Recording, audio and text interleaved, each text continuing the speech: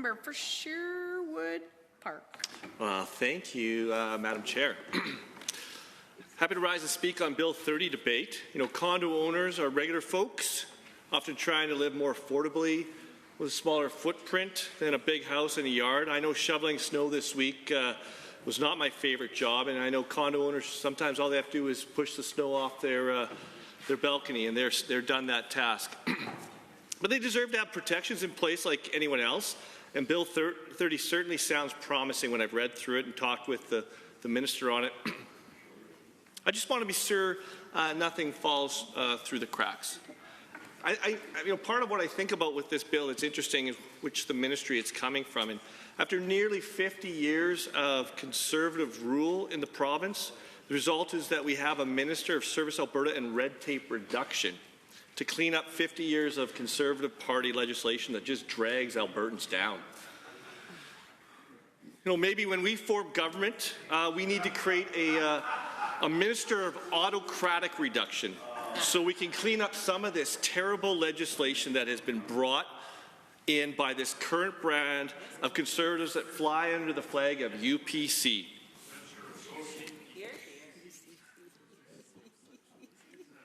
You know, their top-down priorities based on various bills, not Bill 30, that have been brought into legislation, you know, tell the whole story. Trapping Wolverines, top priority. Removing gift limits on lobbyists for elected officials, top priority. Reducing access to information for Albertans and reducing protection of our privacy of Albertans, top priority. Reducing transparency of the government for Albertans, top priority. Giving themselves a $2,000 Christmas bonus, Madam Chair, top priority. Legislating political parties and municipalities is a top priority. And a decision to undo 15 years of thoughtful land use planning by the Edmonton Metropolitan Board, which protects prime agricultural land and preserves natural areas, has become a top priority because they want unmitigated urban sprawl. Now, we've seen some of the worst legislation debated in the House today, this anti-trans legislation, and the opportunity for people to opt into required curriculum in school. I hesitate to interrupt. Perhaps you didn't hear me when I said we're talking about Bill 30. I hesitate to hear anything that has to do with this legislation before us as amended, but I'm certain you're getting there right now. Groundwork. So let's see what good can come from. So let's see what good can come from an administrative bill that doesn't have a poison pill bolted onto it. Bill 30, the Service Alberta Statutes Amendment Act.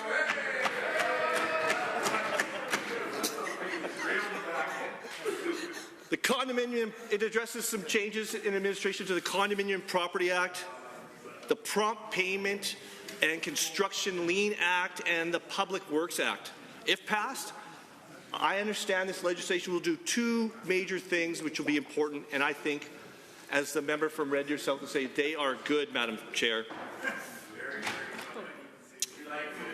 Establish a tribunal to adjudicate condo property owners' conflicts. This seems really important, and I'm glad to know that the condo owners will really appreciate it. The North Alberta chapter of the nonprofit, the Canadian Condominium Institute, is glad to see this being brought forward in legislation. I also understand this legislation will widen the scope for prompt payment to include Crown public contracts, as well as contract for subcontractors. And I can tell you, Madam Chair, contractors need to get paid, and they need to get paid properly and promptly.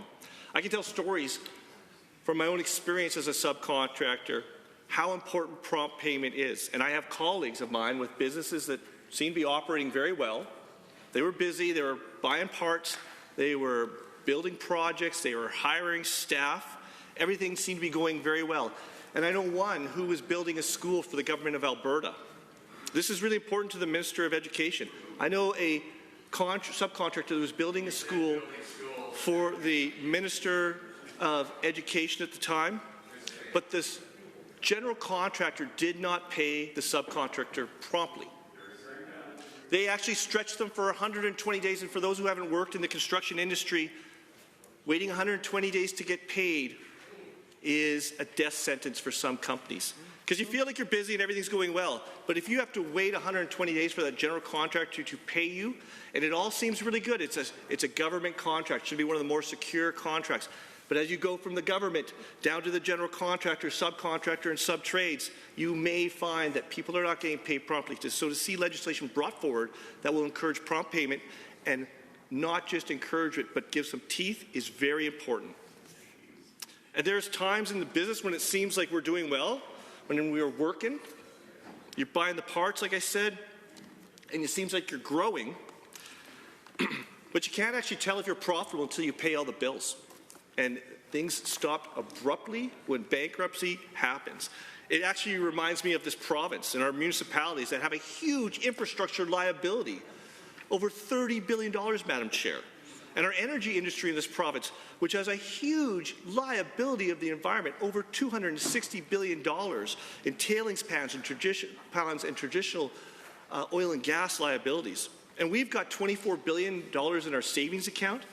We haven't paid all the bills, Madam Chair, and I'm worried that, like a subcontractor that needs the prompt payment provisions of Bill 30, we might be broke. I'm worried that we might not be profitable. Are we actually getting ahead, or does it just look like it? Madam Chair, before I give up my time here, I do want to say there's one other group of people that like to get paid promptly. You know, and they are also condo owners. We call them life lease holders. And back to Bill 12, where we have the chance, we have this Minister of Service Alberta and Red Tape Reduction that can bring legislation forward, like jurisdictions of Manitoba, that allow existing leaseholders to get paid promptly. I am saddened that this legislation that's addressing the Condominium Act is not bringing forward anything to help life leaseholders.